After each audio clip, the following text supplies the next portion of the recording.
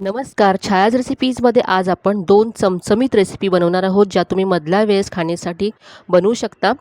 चला तर बनवायला सुरुवात करूया. इथे मी 1 कप पोहे घेतलेत. जाड किंवा पातळ कोणतेही पोहे तुम्ही इथे घेऊ शकता.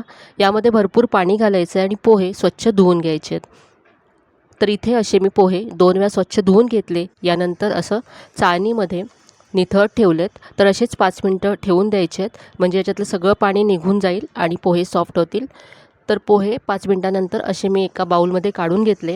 आता हाताने हे कुस्करून घ्यायचे आहेत. तर पोहे असे हलक्या हाताने मी कुस्करून घेतले. इथे आता एक मोठ्या आकारचा बटाटा शिजवून घेतला, सोलून घेतला आणि किसून घेतला आहे. तर हा यामध्ये घालायचा आहे. यानंतर यामध्ये बारीक चिरलेला कांदा घालायचा आहे. एक मध्यम आकाराचा कांदा मी बारीक चिरून घेतला. बारीक चिरलेली हिरवी मिरची घालते आहे. यानंतर इथे मी बारीक चिरलेली शिमला मिरची घातली आहे. इथे आता मी 2 मोठे चमचे शेंगदाण्याचा कूट घालते. शेंगदाणे भाजून घेतले आणि जाडसर वाटून घेतले.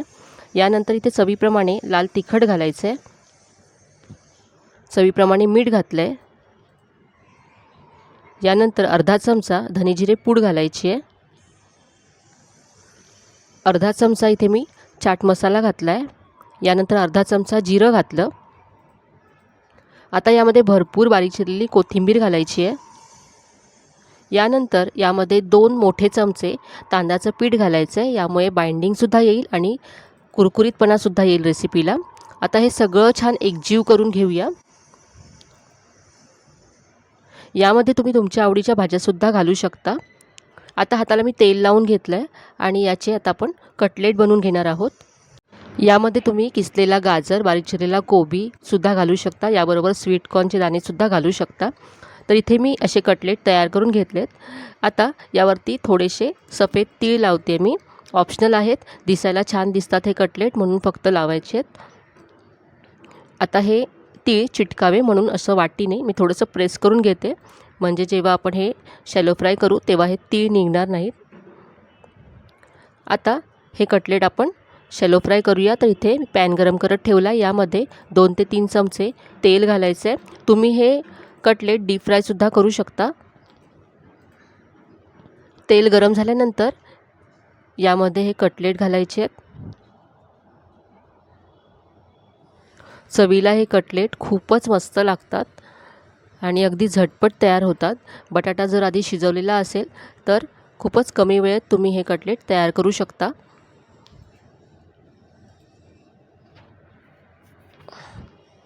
तर एका बाजूने फ्राय झाल्यानंतर मी हे उलटून घेतलेत आणि आता दुसऱ्या बाजूने सुद्धा हे गोल्डन ब्राऊन करून घेऊया. तर इथे पाहू शकता दोन्ही बाजूने मस्त रंग आला यांना. तर आपण काढून घेऊया. तर असे सगळे कटलेट मी शॅलो फ्राय करून घेतलेत. इथे मी टोमॅटो केचपबरोबर हे सर्व केलेत. कोणत्याही चटणीबरोबर हे खूप मस्त लागतात. तर ही होती आपली पहिली रेसिपी. आता बनवूया अशीच दुसरी चमचमीत रेसिपी. तर दुसऱ्या रेसिपीसाठी आपण कोबी आणि चण्याची डाळ वापरणार आहोत. तर सगळ्यात आधी इथे मी कढईमध्ये पाणी गरम करत ठेवलं आहे. पाण्याला उकळी आल्यानंतर यामध्ये कोबी घालायचं आहे. तर इथे मी पाव किलो कोबी घेतला आहे. तर हा सगळा कोबी पाण्यामध्ये आपल्याला घालायचा आहे आणि आता 3 ते 4 मिनटं कोबी आपल्याला उकळून घ्यायचा आहे.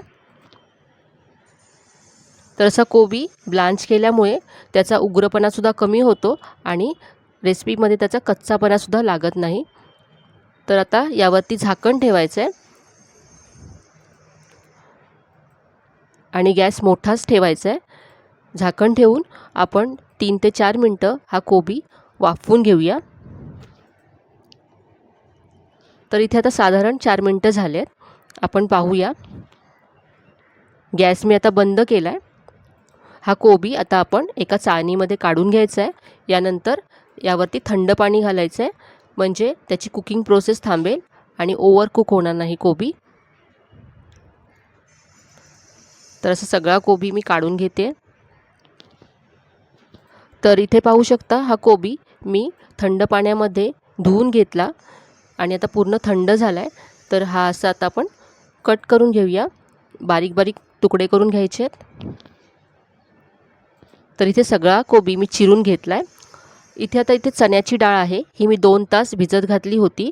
पाऊण कप चण्याची डाळ घ्यायची आहे.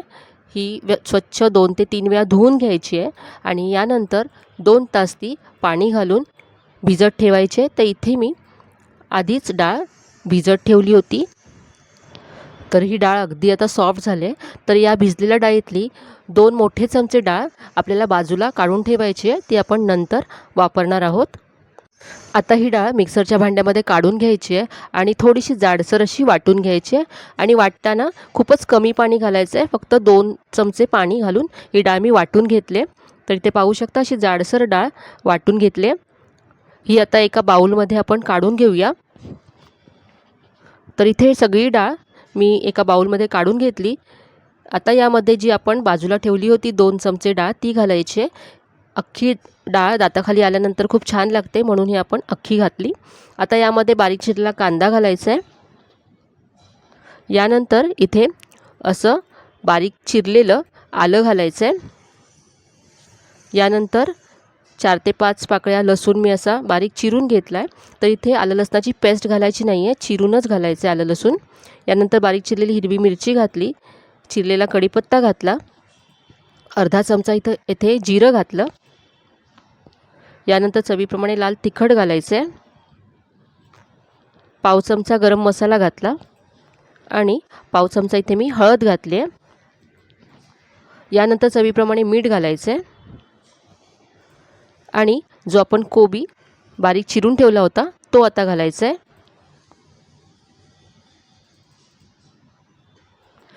यानंतर इथे मी बारीक चिरलेली कोथिंबीर घातली.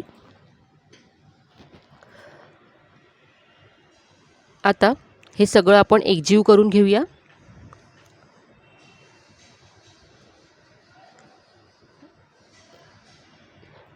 हे सगळं मिक्स करून घेतल्यानंतर इथे मी पाव कप तांदळाचं पीठ घेतलं आहे, हे घालायचं आहे. इथे जर तुमच्याकडे तांदळाचं पीठ नसेल तर तुम्ही पोहे मिक्सरला बारीक करून घेतले आणि ते घातले तरी चालेल. हे सगळं व्यवस्थित मिक्स केल्यानंतर याची आता आपण वडे बनवणार आहोत. जसे आपण डाळ वडे बनवतो त्याप्रमाणेच याला असा आकार द्यायचा आहे. आता हे वडे आपण फ्राय करूया. तर इथे मी कढईमध्ये तेल गरम करून घेतलं. तेल व्यवस्थित गरम झाल्यानंतर वडे सोडायचे आणि गॅसची फ्लेम स्लो करायची आहे. आता हे वडे मस्त गोल्डन ब्राऊन होईपर्यंत फ्राय करून घ्यायचे आहेत. चवीला हे वडे खूपच मस्त लागतात आणि यामध्ये आपण कोबी घातला आहे, त्यामुळे मुलंसुद्धा हे कोबी आवडीने खातील. एरवी मुलं कोबीची भाजी खात नाहीत, पण हे वडे मुलांना नक्की आवडतील. तर इथे मी असे गोल्डन ब्राऊन करून घेतलेत. काढून घेऊया आणि असेच उरलेले सगळे वडे आपण फ्राय करून घेऊया.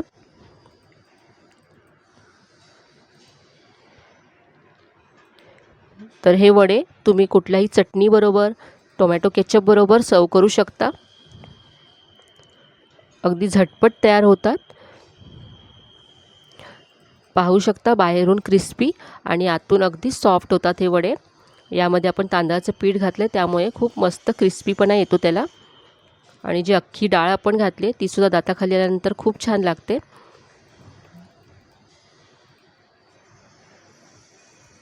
तर आजच्या ह्या दोन्हीही चमचमीत रेसिपी तुम्हाला नक्कीच आवडल्या असतील. सध्या मुलांना सुट्टी आहे आणि मधल्या वेळेस खाण्यासाठी त्यांना काहीतरी सारखं चमचमीत लागतं. तर या रेसिपी तुम्ही नक्की बनवू शकता. आजच्या ह्या दोन्ही रेसिपी तुम्हाला कशा वाटल्या कमेंटमध्ये नक्की कळवा. रेसिपी जर आवडल्या असतील तर व्हिडिओला जास्तीत जास्त लाईक करा, शेअर करा.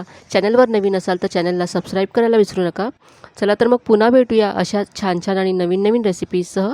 तोपर्यंत धन्यवाद.